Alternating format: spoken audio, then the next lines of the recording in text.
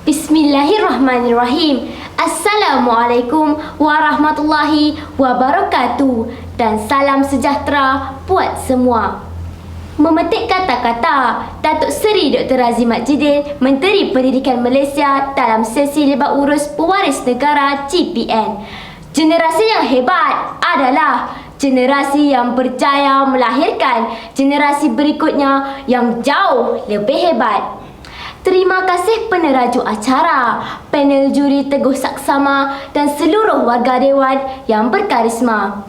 Hadirin sekalian, berdirinya saya di pentas ini dengan penuh iltizam untuk menyampaikan pidato saya kemenjadian murid pelopor kecemerlangan. Sesungguhnya, kemenjadian murid dapat ditakrifkan sebagai murid yang dididik secara holistik dalam bidang akademik, ko-kurikulum serta pembangunan sasiah yang membawa kejayaan kepada sesebuah sekolah dalam menghasilkan pendidikan yang berkualiti. Kecemerlangan pula bermaksud keelokan, keindahan dan kegemilangan. Jika kita renung dan teliti, senario ini mempunyai aspek yang luas. Hadirin sekalian, indikator saya yang pertama, kemenjadian murid dapat dipupuk melalui kecemerlangan akademik. Dalam Pelan Pembangunan Pendidikan Malaysia 2013-2025,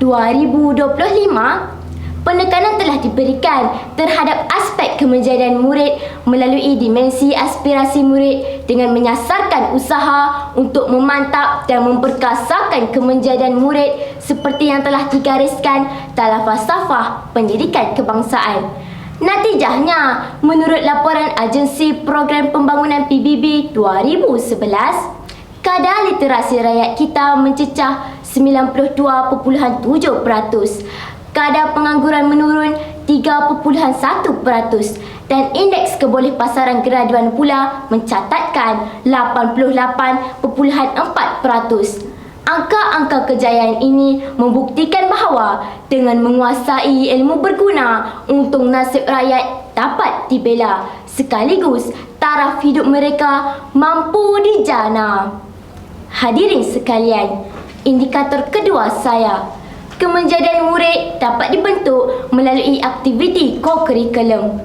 Menurut Jawatan Kuasa Pelaksanaan Mengkaji Dasar Pelajaran 1979, kegiatan ko-kurikulum dapat menggalakkan semangat perkumpulan, bekerjasama dan berdisiplin. Penyertaan murid dalam kegiatan ko-kurikulum dapat menyemai perasaan muhibah, perpaduan dan integrasi nasional. Dapat dilihat melalui kegiatan ko-kurikulum ini, interaksi dan pergaulan antara murid banyak berlaku. Hadirin yang dihormati, indikator saya yang ketiga, kemenjadian murid berteraskan sasiah yang sempurna. Ibnu Khaldun dalam tamsilnya Al-Muqaddimah menegaskan bahawa al-insan madani bi al-taba', manusia sentiasa membina tamadun dengan ilmu dan sasiahnya. Bahkan, pepatah Melayu turut menggesa agar kita mengikut resmi padi, semakin berisi, semakin tunduk. Lantaran itulah, modal insan berilmu dan berakhlak kini bukan lagi satu pilihan, tetapi satu keperluan.